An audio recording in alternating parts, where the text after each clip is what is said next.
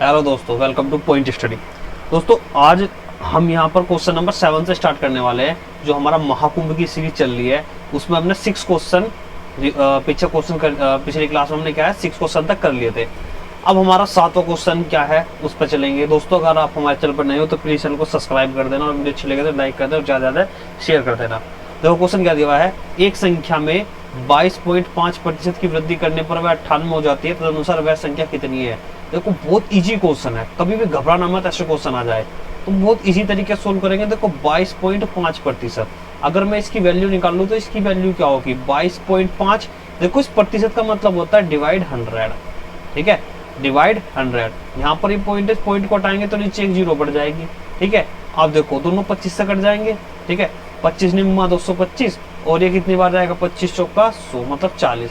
इसकी वैल्यू कितनी आएगी 9/40। मैंने तो पिछली क्वेश्चन में बताया था कि नीचे वाली संख्या जो नीचे वाली जो वैल्यू होती है वो होती है संख्या हमारी, ऊपर वाला होता है रिजल्ट। क्या होता है ऊपर वाला रिजल्ट, ठीक है। अब क्वेश्चन को देखो, एक संख्या में 22.5% वृद्धि करने पर वह 98 हो जाती है, ठीक है। अगर इस संख्या में हम इसकी वृद्धि कर दें, इस संख्या में इसे जोड़ दें तो 98 हो जाता है। तो भाई जोड़ के देख लो, तो 40 + 9 कितना हो गया हमारा 49। अब हमारे अकॉर्डिंग 49 आ ये कह रहा कितना हो जाता है 98, तो इसकी वैल्यू कितनी हो गई 98। एक की वैल्यू कितनी हो जाएगी 98/49, 49 दूनी 98। एक की वैल्यू कितनी आ गई 2। ये किसकी पूछ रहा है संख्या कितनी है, तो संख्या कितनी है हमारी 40, तो 40 की गुना तो मैं कर दो कितना आगा 80, तो हमारी संख्या कितनी आ जाएगी वो 80, मतलब आंसर नंबर सी हो जाएगा इसका। नेक्स्ट क्वेश्चन पे चलते हैं। नेक्स्ट क्वेश्चन क्या है आपका, देखो बहुत इंपॉर्टेंट क्वेश्चन है, बिल्कुल ध्यान से देखना। एक परीक्षा में ए को बी की अपेक्षा 25% अधिक अंक मिले, उसमें बी को सी की अपेक्षा 10% कम अंक मिले और सी को डी की अपेक्षा 25% अधिक अंक मिले। तदनुसार यदि डी को 500 में से 320 अंक मिले हो तो ए को कितने अंक मिले। देखो बहुत इजी क्वेश्चन है और बहुत ही इंपॉर्टेंट क्वेश्चन है। जो दिल्ली पुलिस, यूपी पुलिस और यूपीएसआई की तैयारी कर रहे हैं उसके लिए क्या है ये क्वेश्चन ज्यादातर फंसते हैं उसमें, ठीक है। देखो अब हम इसे करेंगे रेशो से, इससे करेंगे रेशो से, ठीक है, क्योंकि रेशो से बहुत इजी बैठेगा, ठीक है। देखो अब ये कह रहा है ए को बी की अपेक्षा 25% अधिक अंक मिले। अगर मैं ए और बी की कंपेयर करूं, ठीक है, और यहाँ वैल्यू रख दूं 25%, तो 25% की वैल्यू कितनी होती है 1/4। कैसा होती है 25/100, 25 चौका 100 मतलब 1/4 होगी। अब ये क्या कह रहा है, ए को बी की अपेक्षा 25% अधिक अंक मिले, तो ए को अधिक मिले ना किससे, इससे अपेक्षा कितने अंक फालतू 1 अंक फालतू, ठीक है। तो 4 और 1 कितना हो गया 5। अगर मैं बात करूं यहाँ ए रेशो बी की तो वैल्यू कितनी आएगी, यहाँ पर देखो ए को फालतू मिले है ना, तो ए की वैल्यू हो जाएगी 5 और बी की वैल्यू हो जाएगी 4, ठीक है। अब देखो यहाँ पर ए रेशो बी की वैल्यू निकाल ली हमने। अब उसके बाद में निकालो बी रेशो सी की, मतलब बी को सी की अपेक्षा 10% अधिक अंक मिले, तो बी और सी में जब कंपेयर करेंगे कितना करा 10% कम मिले। 10% की वैल्यू कितनी हो जाएगी 10/100, 10 दाम 100, 1/10।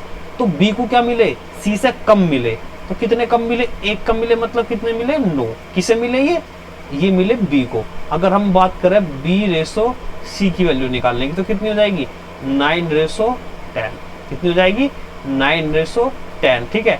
अब यहाँ पर आगे देखो इसे, उसके बाद में कह रहा सी और डी में कंपेयर करने के लिए, तो कह रहा और सी को डी की अपेक्षा 25% अधिक अंक मिले। 25% की वैल्यू आगे ऊपर हमने निकाल ली थी, कितनी वैल्यू होती है 25% की 1/4। अगर हम सी रेशो डी निकालते हैं तो कितना आता है, अब ये कह रहा सी को डी की अपेक्षा 25% अधिक अंक मिले, तो मतलब सी को अधिक मिले, कितने अधिक मिले 1 अधिक मिला, मतलब कितने मिले 5, ठीक है। तो सी को यहाँ पर कितने मिले 5 और डी को कितने मिले यहाँ पर 4, ठीक है। अब देखो हमारे पास रेशो आ गया ए रेशो बी 5/4, बी रेशो सी 9/10, सी रेशो डी 5:4। अब यहाँ पर हम क्या करेंगे, देखो हमें देख रहा है कॉमन क्या क्या है हमारे पास में। तो अगर हम कॉमन की बात करें, देखो बी इसमें भी है और बी इसमें भी है। बी की वैल्यू कितनी है 4 और बी की वैल्यू कितनी है 9।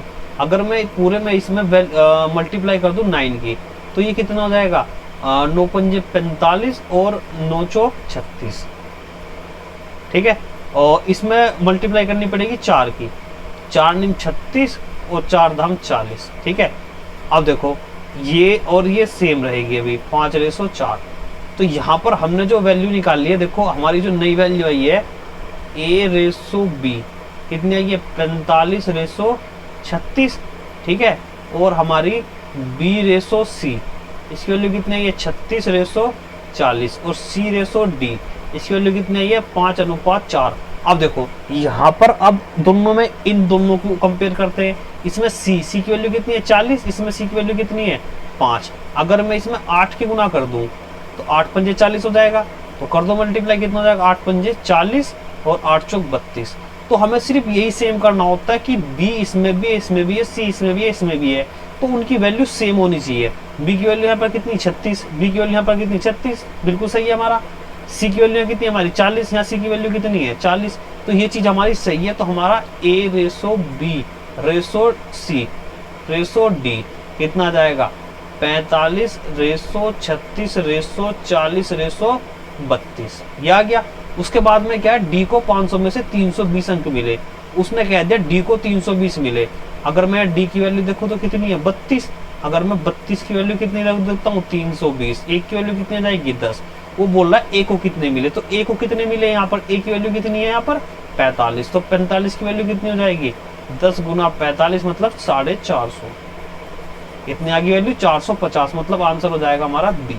ठीक है, नेक्स्ट क्वेश्चन पे चलते हैं। नेक्स्ट क्वेश्चन क्या आपका, एक परीक्षा में 40, 50 तथा 60 छात्रों वाले 3 समूह ने भाग लिया और उसमें उनका उत्तीर्णार्थ प्रतिशत क्रमशः 100, 90, 80 तथा तदनुसार उन सभी समूहों में कुल छात्रों का उत्तीर्णार्थ प्रतिशत कितना था। देखो क्वेश्चन बहुत इजी, ज्यादा हार्ड नहीं है।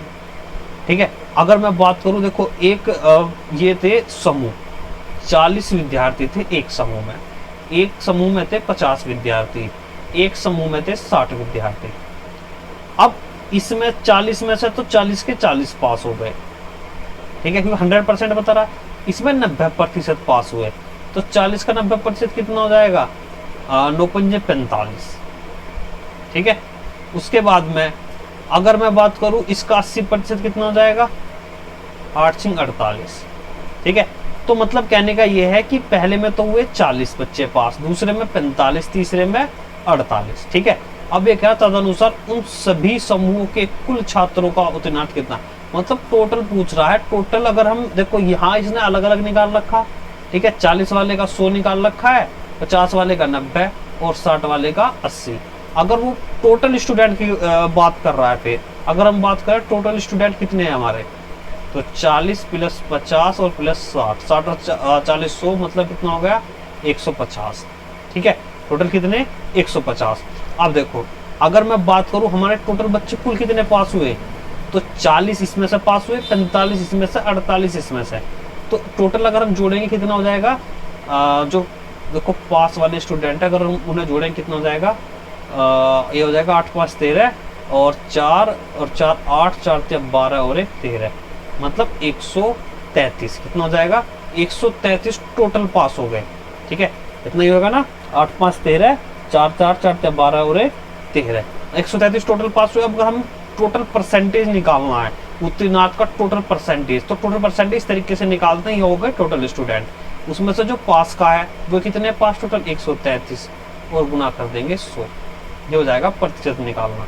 ठीक है, यहाँ पर 0 से 0 कैंसिल हो जाएगी, यहाँ 5 से 15 जाएगा, 5 दूनी 10 आ जाएगा, 133 दूनी कितना हो जाएगा, 266 और बटे 3। ठीक है, आइए सोल्व करेंगे हम, कितना आएगा, 3 7 21, 3 8 24, 26, 3 8 24, 88 सही, 2/3%। ठीक है, मतलब आंसर ए हो जाएगा इसका। ठीक है, नेक्स्ट क्वेश्चन पे चलते हैं। नेक्स्ट क्वेश्चन क्या हमारा, यदि एक घन की प्रत्येक सिरा 50% बढ़ा दी जाए तो संपूर्ण पृष्ठीय क्षेत्रफल में कितने प्रतिशत की वृद्धि होगी। देखो बहुत क्वेश्चन इजी है, ठीक है, कंफ्यूज ना होना बिल्कुल भी। तो देखो क्वेश्चन में करना क्या, हमें बहुत इजी तरीके से क्वेश्चन को सोल्व करेंगे।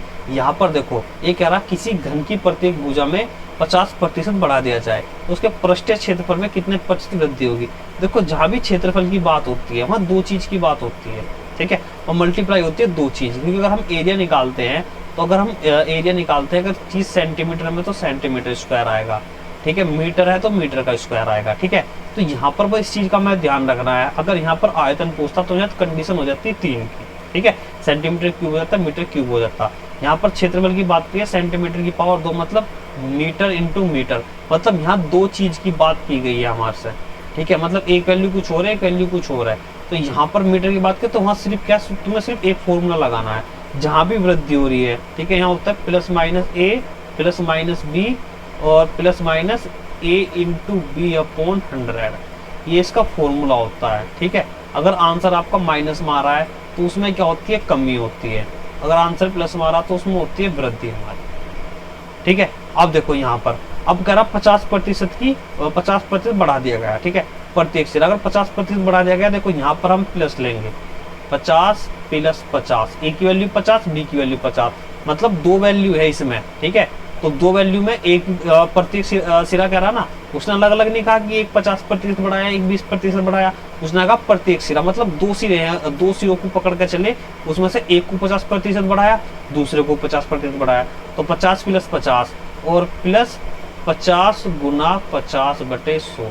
अगर देखो यहाँ पर कमी कह देता कि एक सिरा 50% बढ़ाया गया और दूसरा सिरा 50% घटाया गया, तो हम वहां पर माइनस कर देते हैं, ठीक है।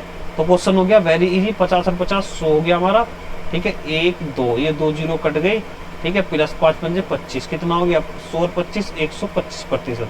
तो आंसर हमारा प्लस हमारा तो 125% की वृद्धि हो जाएगी, तो आंसर क्या है हमारा ए आंसर, ठीक है।